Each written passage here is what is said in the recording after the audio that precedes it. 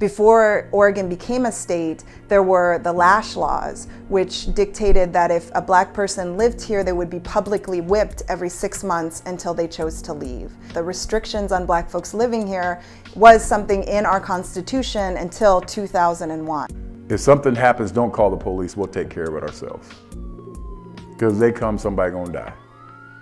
The police officers then got into a scuffle with him, knocked him down, dragged him around a bit from the looks of the autopsy, and then beat him by kicking him in the chest and kicking him in the head.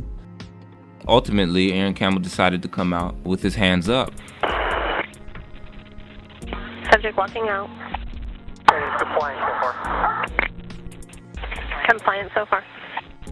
Upon the police seeing Aaron Campbell, a dog that was ordered to attack Aaron Campbell, and in the midst of the dog attacking Aaron Campbell trying to defend himself, he was shot with beanbag rifles. Beanbag rounds deployed.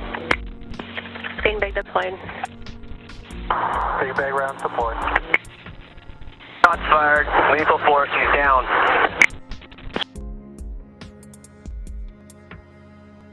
Kendra James was a young woman who was in an automobile that was stopped by the Portland police, and she wasn't driving, but the person who was in the car was detained, and then she moved over into the driver's seat and started to drive away. Officer Scott McAllister then fired into the car and killed her. The police later argued that because McAllister was trying to extract her from the car when she started moving, that she posed a threat to his life, and therefore the use of force was justified. I work at Rosehaven, and I had found this really pretty blue dress, and I said, God, this would look really nice on her. I didn't know I was picking out her dress for her to be buried in.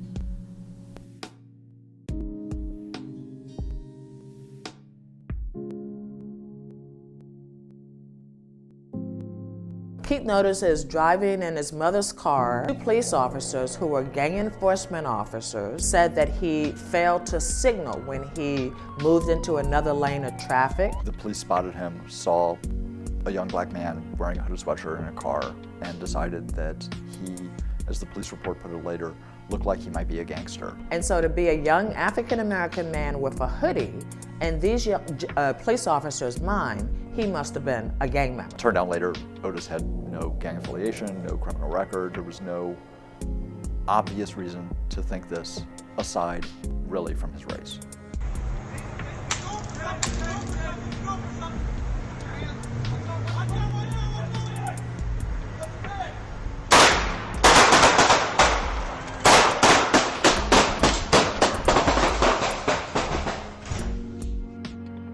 How come they're always the winners and we're always the losers?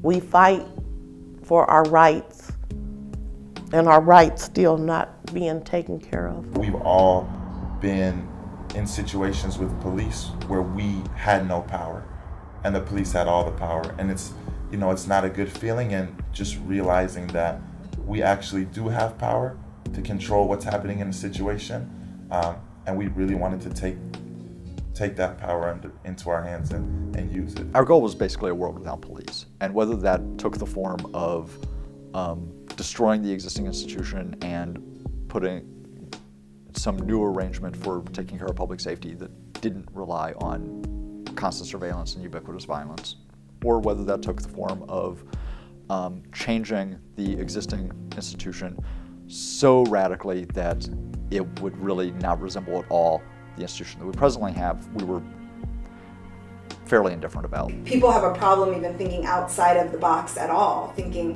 what could a world look like without police? How could communities be safe and whole without police, without prisons, without these institutionalized criminal justice systems?